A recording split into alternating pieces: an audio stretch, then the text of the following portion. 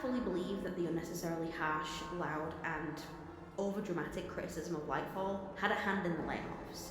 Now, I'm not saying that any one law YouTuber or streamer is directly responsible for people losing their jobs, that's ridiculous. What I am saying is that in my heart of hearts, I believe it contributed. Well, thank you for making me a liar, Pete Parsons, you vintage car buying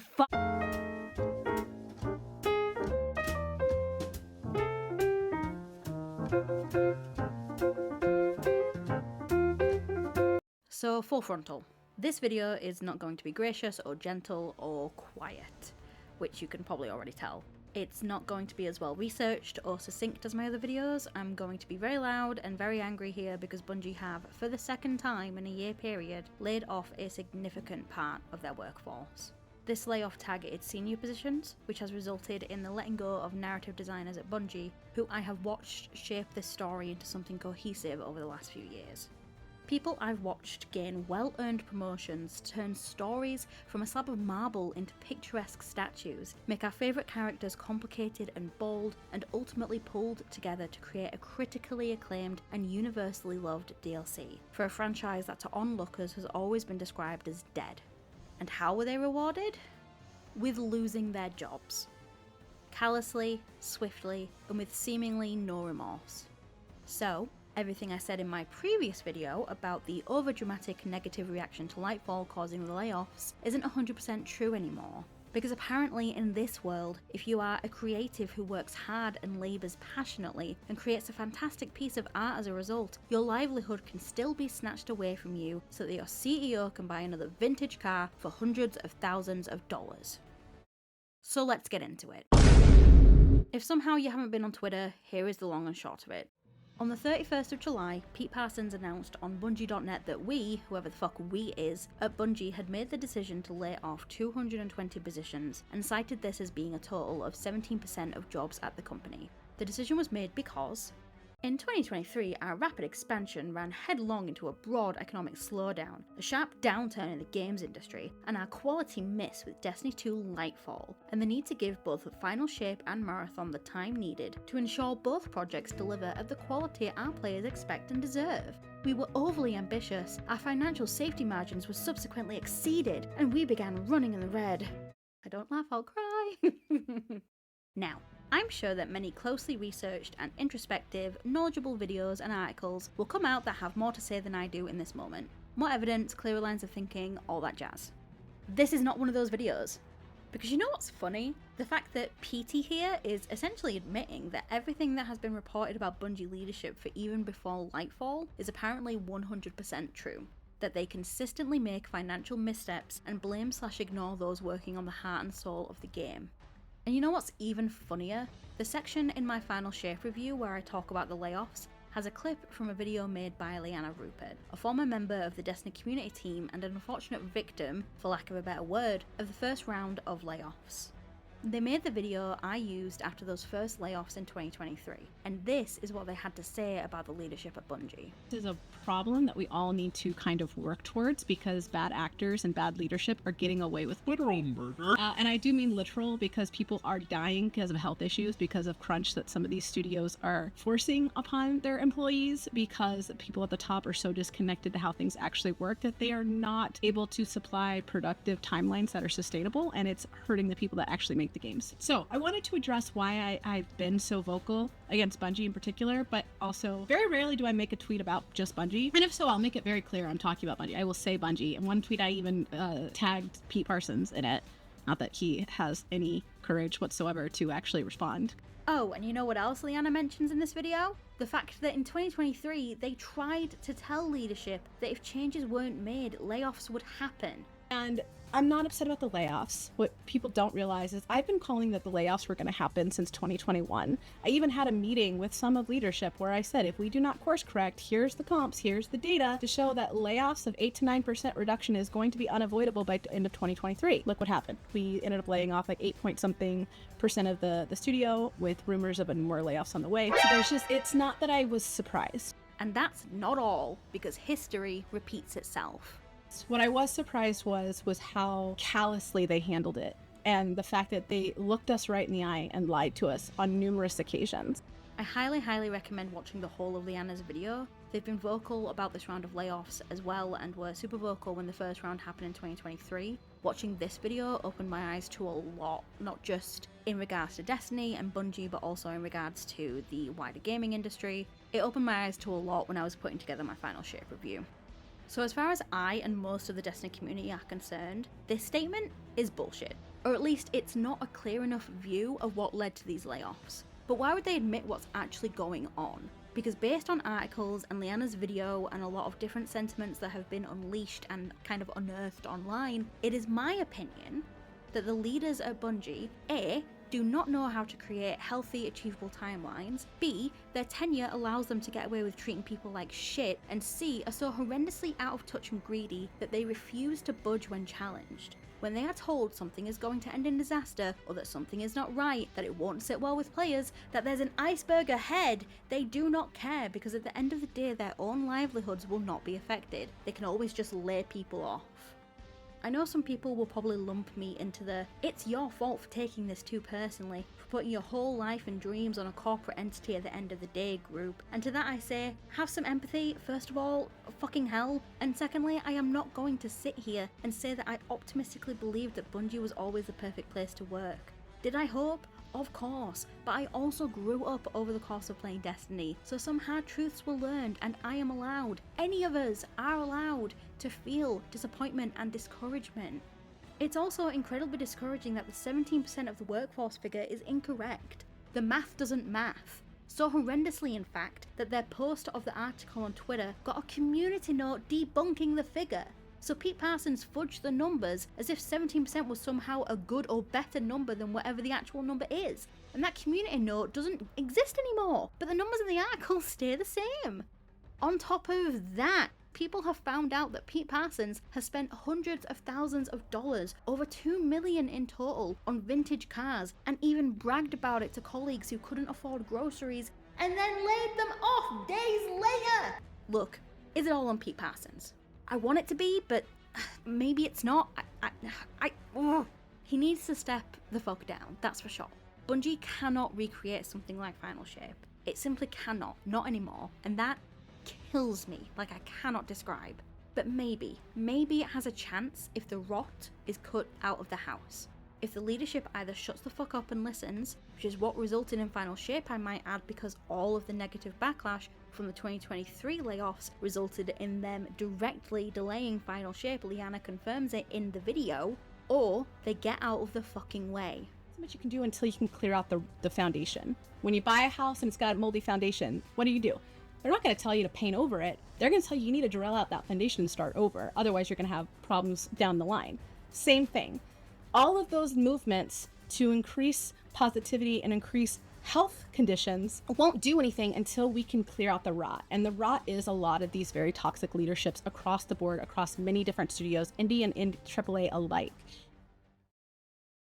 Now, I want to briefly touch on a couple of rumours and hearsay that have cropped up ever since the layoffs happened. Neither of these stories are confirmed, they do come from reliable sources, but that doesn't mean the information shouldn't still be taken with a huge grain of salt.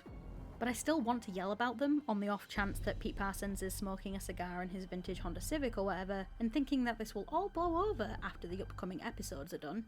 Starting strong with the rumour that supposedly the plan with Destiny 2 going forward is to create content packs instead of expansions. This is potentially what Frontiers could end up being.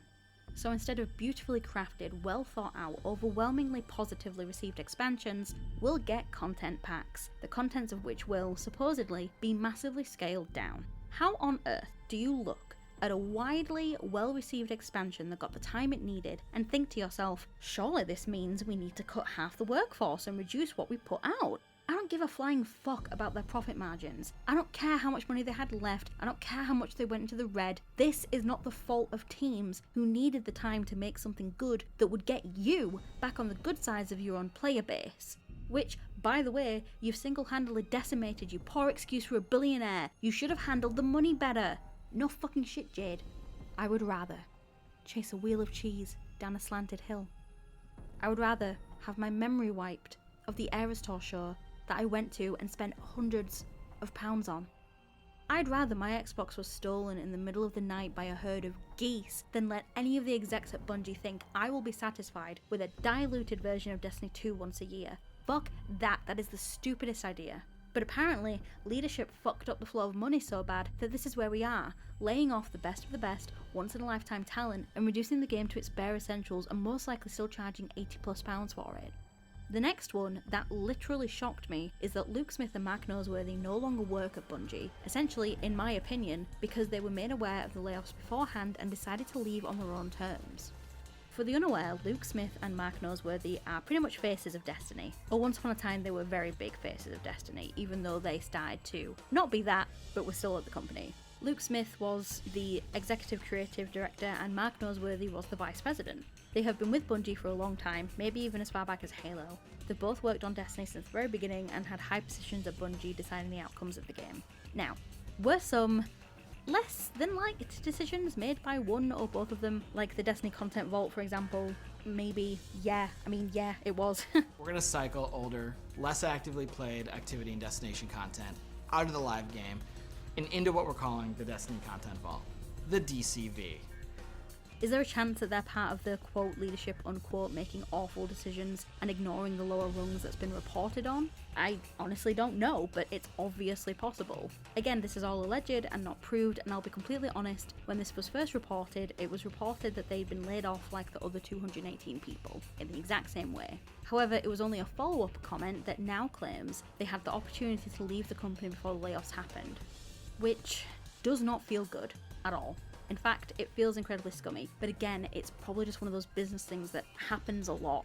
I need to be really careful here because again, this is not proved, and I did at one point have a lot of respect for Luke Smith and Mark Noseworthy. So what I will say is that with these two within the company, I always at least felt like the heart of Destiny was where it needed to be. They saw Destiny through its most egregious lows, and they both put a lot of effort into The Taken King to rekindle the interest in Destiny 1, which was a massive success. Taken King remains to this day some of people's most favourite DLCs, and they took a big swing with Destiny 2, again to rekindle interest in the franchise. So with their supposed departure, it leaves me to wonder if the heart of Destiny now lies abandoned on the side of the road because some white guy with a chrome dome accidentally pushed it out the passenger side of his 15th vintage car when he was trying to reach for a wad of cash. But that's okay. When both Smith and Noseworthy stopped being as front-facing in the world of Destiny, it became apparent who the real heart of Destiny was, and that was the narrative team. When my partner Tristan messaged me on Discord that layoffs were happening again, the first Twitter profile I went to was Robert Brooks. Robert Brooks was a senior narrative designer at Bungie, responsible for a lot of Season of the Hunt and a lot of seasonal narratives, and worked a lot on Final Shape, and in my opinion, he's the reason we have such fantastic queer representation in the form of Saint and Osiris. He's also had a huge hand in Crow's characterization and brought in-law characters like Luzaku and trans icon Micah 10 to life. He's a proud bisexual man who very confidently declared, even before we saw them kiss on screen, that Saint and Osiris were written in Destiny 2 to be in love with each other. They're gay, Jan. And he was laid off. Brooks is easily one of my favourite writers, and I'm sorry for spelling his last name wrong in some of my tweets. I was very distressed and tweeting like on the corner of a street because I was walking home from work. It was very dramatic. So seeing him go felt like such a horrendously comically bad decision. Like choosing the one out of your 50 vintage cars that actually runs well and can be driven without causing an accident to sell because you're worried that you're only going to make $3 million this year instead of 4, then realising, oh wait, I don't have to do that, I can just ruin people's lives. Kind of like that.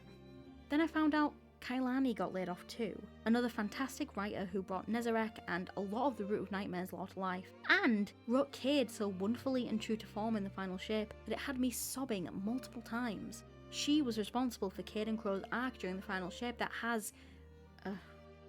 had inspired me to want to talk about the themes of mentorship in the game, because of her writing. Her love for the story, for her team, for the characters she wrote truly had no bounds, and it was so wonderful to see someone like me writing for a company I once admired. Then slowly, more senior narrative designers were laid off and few remained. But the ones I knew, the ones that had already delighted and dazzled me with their words, that I trusted and made me excited for every story beat and lore drop, were gone. So, to Robert Brooks, Kailani, Hazel Monforton, Quan Peng, and others that I'm sure aren't chronically online or maybe I'm just not aware of, thank you. Thank you for taking the skeleton of this game and turning it into something beautiful. Thank you for caring as much as you do. Hazel did tweet this, which gives me hope, and brings me on to the second part of my little message here. To the current narrative team. I'm not going to make any demands, I promise. I'm not going to be like, you should do this and you should do that. I promise it's not about that. Hazel says you have this, and I believe her wholeheartedly. What I am going to say, because this is something that has sat with me since the layoffs happened, and I recognise this is very selfish and I'm rambling now, so I'm just going to get into it, is please do not stop writing queer stories. Do not let the loss of such great queer talent affect how diverse the game itself is. Please. It's the one thing that's really worried me. Reach out to queer writers, look at the positive reception of Saint and Osiris and Micah, and hell, even Oryx back in the day. Sort of, just look at my channel alone and you'll see that this has an impact on people. It means the world. Don't lose that aspect of it, please. The queer stories and the queer narratives in this game is basically the thing that made me want to start my YouTube channel, and I was always really scared to create that first video about queer characters, but I did it because they were there and they deserved to be talked about. So please don't forget the queer players, the ones that stick around even if I don't. Please don't forget about them. And finally, if you are a nihilist, fingers poised over your keyboard ready to berate me about how companies are not my friend and capitalism this and capitalism that, you can fuck off. I don't care. I don't care for your negativity. You think you're smart, but you're really just a depressed loser snob trying pathetically to sit on a pedestal because it makes you feel better about the shitty world we live in. Fuck off. Pointing out shitty things that happen with a, well, what did you expect? And a smirk on your face, laughing and staying in your little corner of this is why I haven't played the game since the last layoffs. Dead game. Does not make you special. It makes you a nobody. So go away. I don't know what to do with myself. I don't know what to do with this channel. I don't know what to do with the stories that I want to talk about and gush over, and that sounds like I'm giving up, and I'm not, because I don't want to. I also know that with time I'll most likely continue to play at least the episodes and enjoy them and maybe make videos about them. Or you'll see another video from me in about a year's time talking about Hades 2, or maybe even Taylor Swift, or anything else that takes my fancy. I can't just reach out into the universe, grab something, and then make that the thing that I obsessively make videos over. That's not how inspiration strikes. That's not how I want to live my life. I just have a lot to think about in regards to this, which makes it sound like it's my full-time job. Obviously it's not, but you know, when things like this happen, when your creativity and your inspiration takes a hit, it causes you to think and be really introspective. So what can I say? But all of that to say that, like, this news has basically just knocked the wind out of me, which again is selfish. There are people who have actually lost their jobs and don't know like where their next income is coming in, and that is much more important than my petty what am I doing with my life bullshit. However, it's just where I'm at right now. I still want to make the Saint and Osiris video, if for no other reason than to gush about a brilliantly written queer love story. Regardless of the situation the company has driven itself off a cliff into, it should be talked about. It should have a spotlight shone on it. I do still really love and enjoy it. I just don't know right now. My sort of deal with myself right now is to make the Saint and Osiris video, play the remaining 2 episodes, and then vibe check Bungie and Frontiers. But I've recently been dragging my Warlock through the Destiny story, flew through Witch Queen and Lightfall, and yet I don't want to play Final Shape. It's so fucking good that it just hurts now. All of that for fucking nothing. I'm not going to get too raw here, even though I probably already have. But what I will say is that if you feel discouraged, if the critical success of Final Shape, followed by a huge layoff including some of the best creatives Bungie has ever had, has made you wonder what even is the point? What is the point in creating and breathing passion into anything if you could one day have something so precious taken away from you so a Baldy can buy himself another vroom vroom reveal? Then you're not alone. CEOs have too much fucking power, of course. Most labour laws are corrupt. We know this. Unionising is fucking hard. It's not impossible, but it's hard. But the thing is, all we can do is be a little bit fucking optimistic. There's nothing wrong with that, with trying to see a little bit of hope. We need to cry outrage when layoffs happen, support unionising attempts, support moves made by unions to protect devs and voice actors and the like. Lift up the voices of those talking about all of this even when layoffs aren't happening. And we need to keep creating. Take a break if we need to, come back to ourselves, be introspective, figure out what we want to do, but we need to keep creating. And maybe, just maybe, if one of Pete Parsons' vintage cars gains sentience and forces him to write a resignation letter, meaning Bungie can pull out another Final Shape. or the brave people out there forming unions and making demands of their greedy CEOs for basic stability in their jobs are successful, or we get another once-in-a-generation FPS with dense lore and history, satisfying gunplay, mechanic-heavy and satisfying raids that isn't Destiny, the chances of it sticking around won't rely on the greed of executives. Also, fuck Marathon, I hope it flops.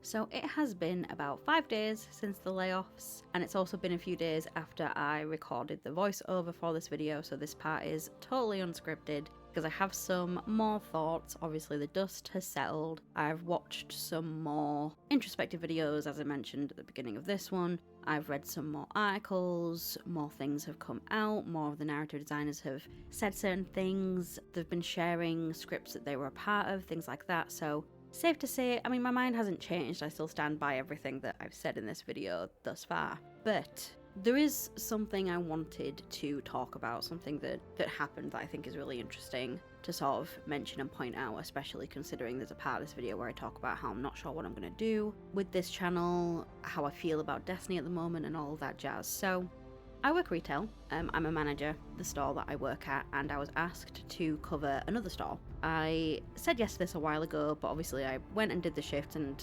given everything that was going on, I was not in a very good mood. I wasn't awful, and the team there were really, really lovely, and I've met them before, so it was a good day overall, but I was just kind of not vibing. And this shop has a iPad downstairs that's connected to Spotify that helps obviously with playing music on the shop floor. And I was invited to basically, go and use it and queue up some songs for the shop playlist so we could all have a boogie.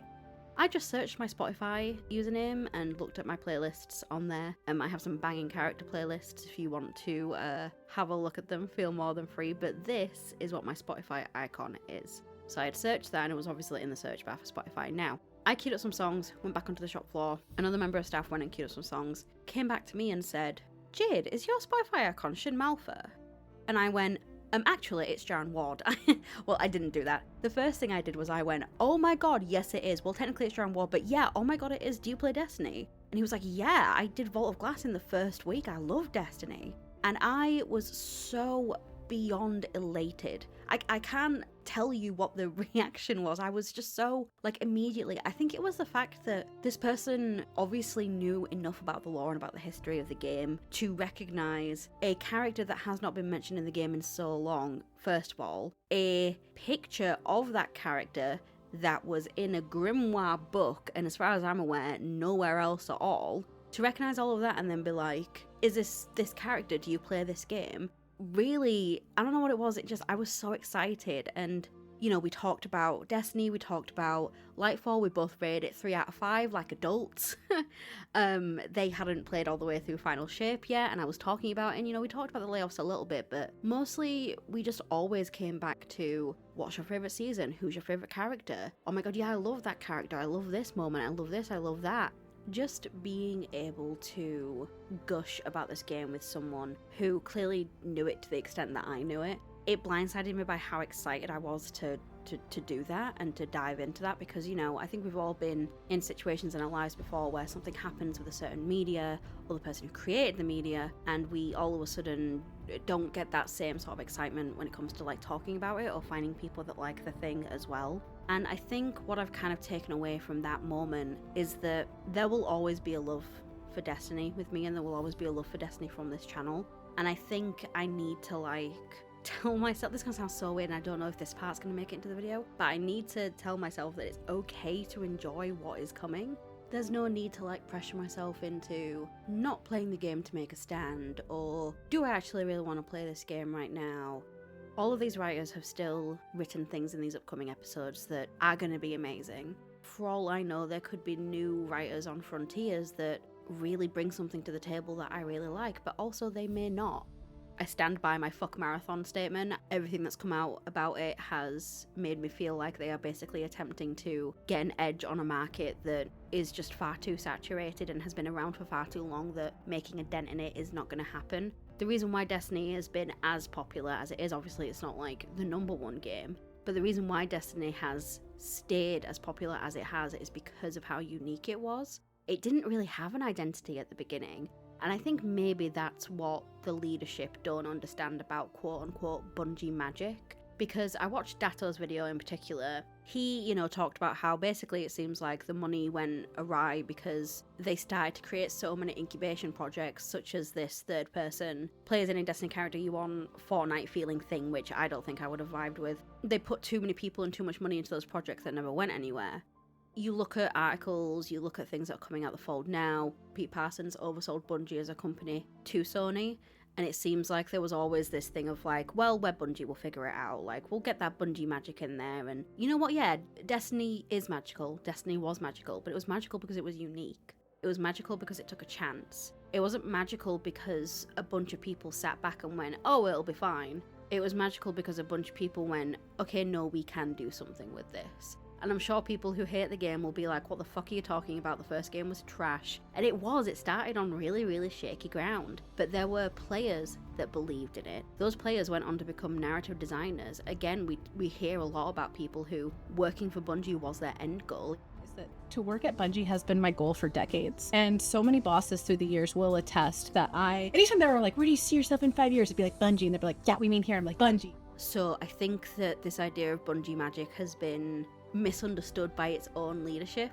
I don't know how long Pete Parsons has been there. I honestly don't give a fuck. If Luke Smith and Mac Noseworthy actually have jumped ship, then I think they've probably realised. I'm not giving them the benefit of the doubt because I still don't feel 100% right about the fact that they jumped ship when they did. But I think that if they left, they knew that the idea of like Bungie magic and what Destiny is was being very misconstrued. So when I think of like Bungie magic, I think of that moment where, that guy who I'd only ever met once before was like, hey, is your icon on this app this character?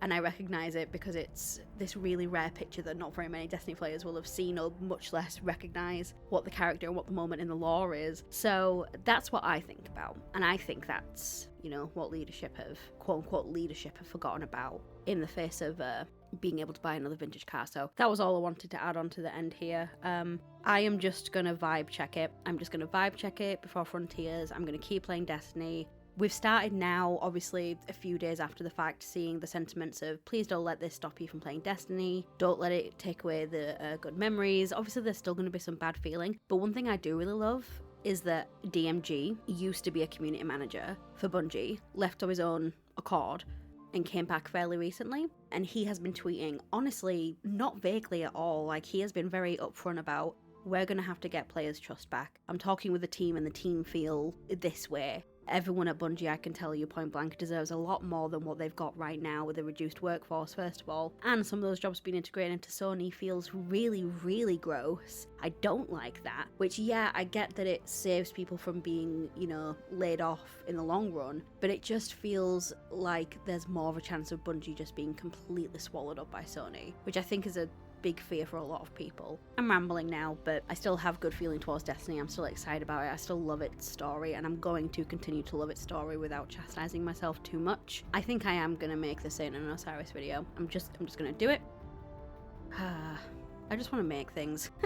I just want to make shit. I just want to write essays about things that I love. I just want to make videos that are funny and well edited and look nice. I just want to look at other people's creativity and go, oh my god, that's incredible. I want to create things like that as well. It's all I want. It's all any of us want, and I'm trying not to make this too much about me because people have literally lost their jobs. If there is anyone else listening to this who has had a bit of a creative block, doesn't know what they're going to do if their channel is mostly Destiny, or if they are just a bit worried about what they're going to do when they come back to any sort of content, like, I feel you, I'm right there. But I want you to imagine your favourite character in Destiny, and I want you to imagine someone who you've maybe just met for the first time asking you, hey, this character is this person, isn't it? And then just think about what your reaction would be, because if it's elation, then that is worth hanging on to. If it's not, that's a harder conversation to have with yourself, and I've had those conversations with myself.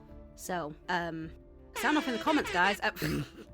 No, you don't have to do anything like that. But I mean, if you want to have like a healthy discussion about the layoffs, about how you're feeling now, about Destiny and all that stuff, feel more than free. I haven't replied in any of the comments on my previous video because obviously the layoffs happened pretty fairly soon after it, and I was like, okay, it's gonna be hard to be like, yeah, I love this too, when I just feel really bad about the fact that all these stories that I love in this DLC, all the people who created them are now gone. So let's just talk about it. Let's talk it out, get it out, and then we will see what comes next. But other than that, Have a wonderful day. Stay safe, stay sane, take care of yourselves. Bye-bye.